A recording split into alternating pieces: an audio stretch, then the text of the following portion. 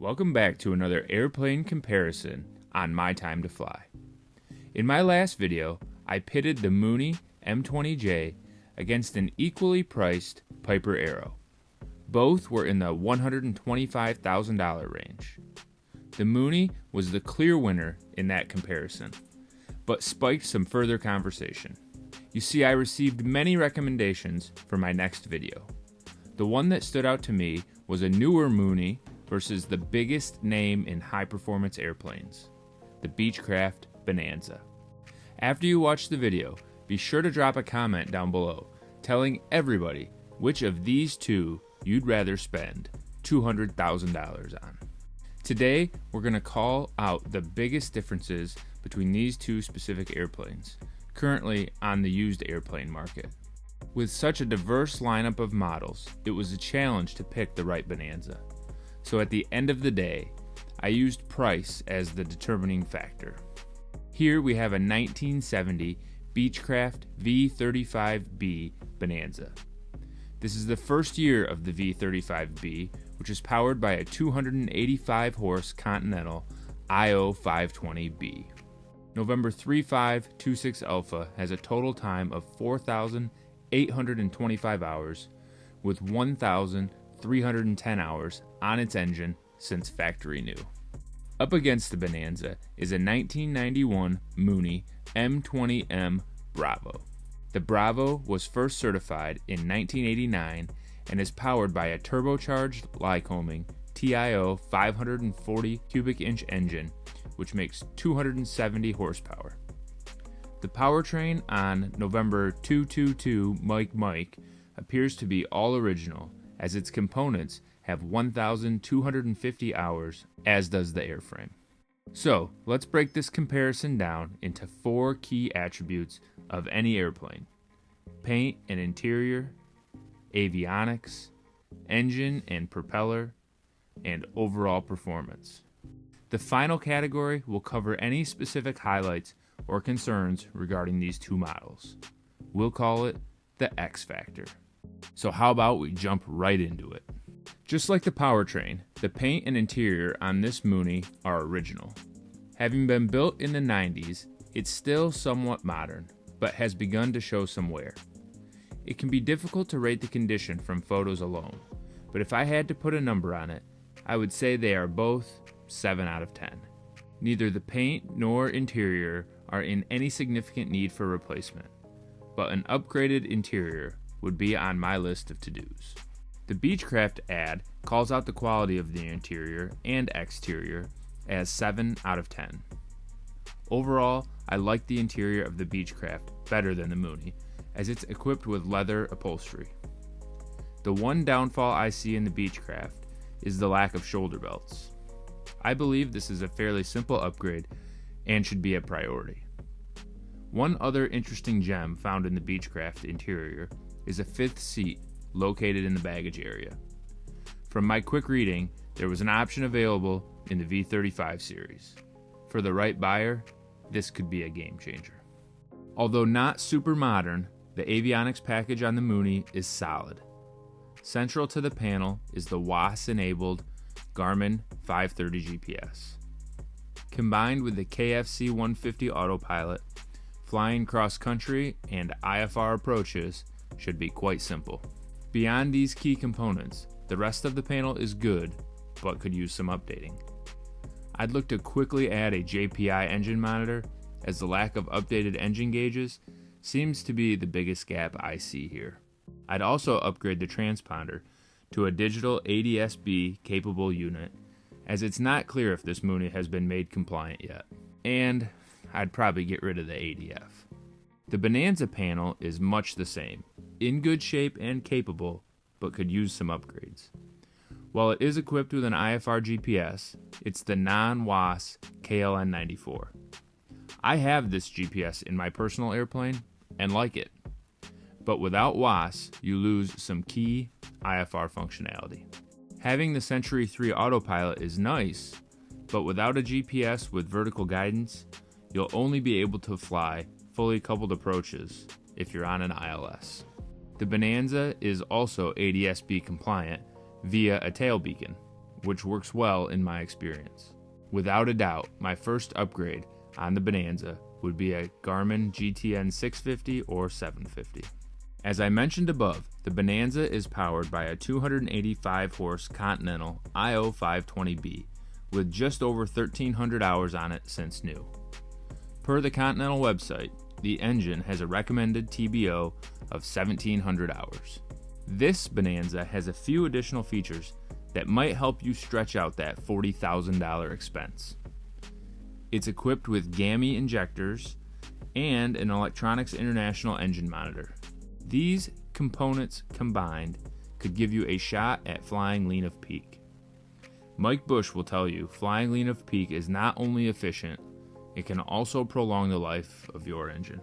The Bonanza is also equipped with a pre-oiler from Oil-O-Matic. I'll put a link in the description so you can read more about the advantages of a pre-oiler if you'd like. Basically, it circulates the oil throughout the engine prior to starting to prevent significant wear during the period prior to the engine oil pump building oil pressure. There aren't many details regarding the propeller on this Bonanza. It's a 3-blade Macaulay prop, which seems to be quite common. While the prop on the Mooney seems to be very similar to the Bonanza, the engine is quite a bit different. Obviously, the Mooney engine is made by Lycoming rather than Continental, and produces 15 fewer horsepower at 270. But the big difference is the fact that the TIO 540 is turbocharged. Having forced induction in an airplane allows you to compensate for the power loss typically found as you climb higher. This makes high altitude operations way more possible.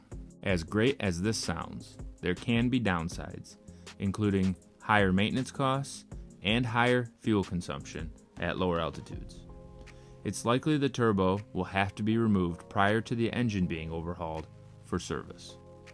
And early models of the Bravo, known as the TLS, had top-end issues, with the top end of the engine failing prematurely. The engine in this Mooney has been upgraded with a kit to cool the exhaust valve guides with engine oil to prevent this premature failure, and does boast a TBO of 2,000 hours. Here's a comparison of a few of the hot button performance specifications in the general aviation world. I tried hard to find multiple sources that matched for both airplanes, but just be aware, every airplane behaves a little bit differently. So it appears the Mooney in cruise speed will certainly outpace the Bonanza. The Mooney, you'll find yourself well over 200 knots, while the Bonanza will be in the 170 knot range. Climb rate is really pretty even, right around 1,200 foot per minute for each airplane. Fuel capacity is increased significantly on the Bravo to 95 gallons, or 89 usable gallons, while the Bonanza has 50 gallons and 44 usable. I know there's options to add fuel capacity to the Bonanza, but anytime you add fuel capacity and actually use it, it can impact the amount of weight you can carry in addition to the fuel.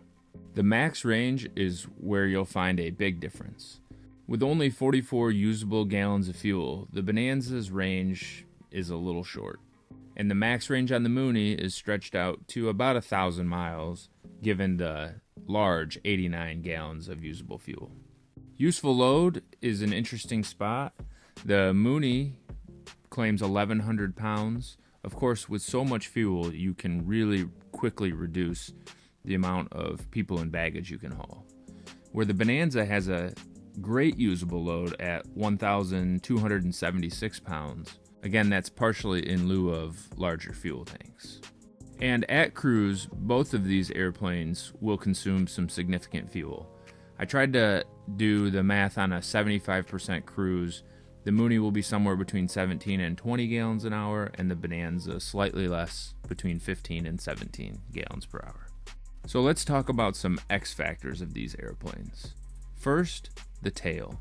This really seems to be a battle of two iconic tails.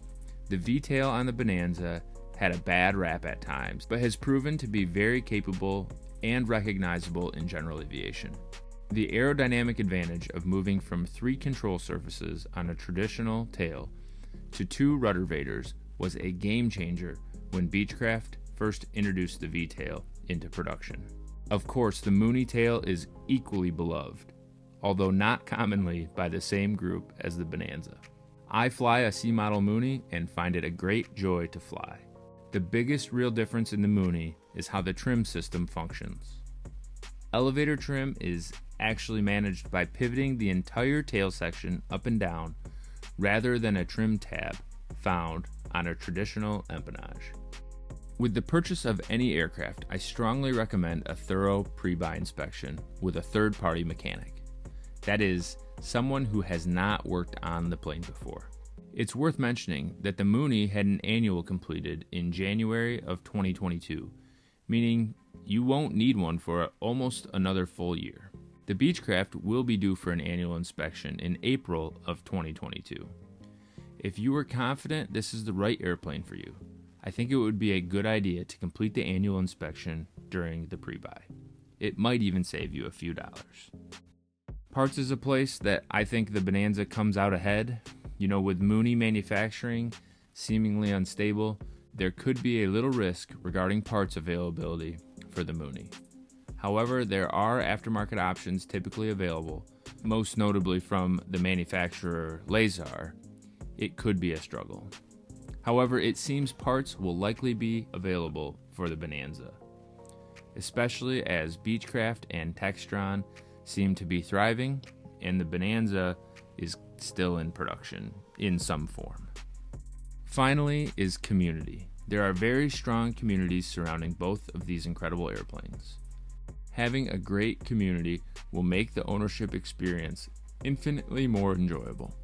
Not only will they be there to share stories with, they can and will help you learn everything you want to know about your new airplane and will guide you to the best solutions when the inevitable problem arises. I tend to believe both of these airplanes could be great options. The Mooney is a bit faster, and the Bonanza can haul a touch more, and has the option for 6 seats.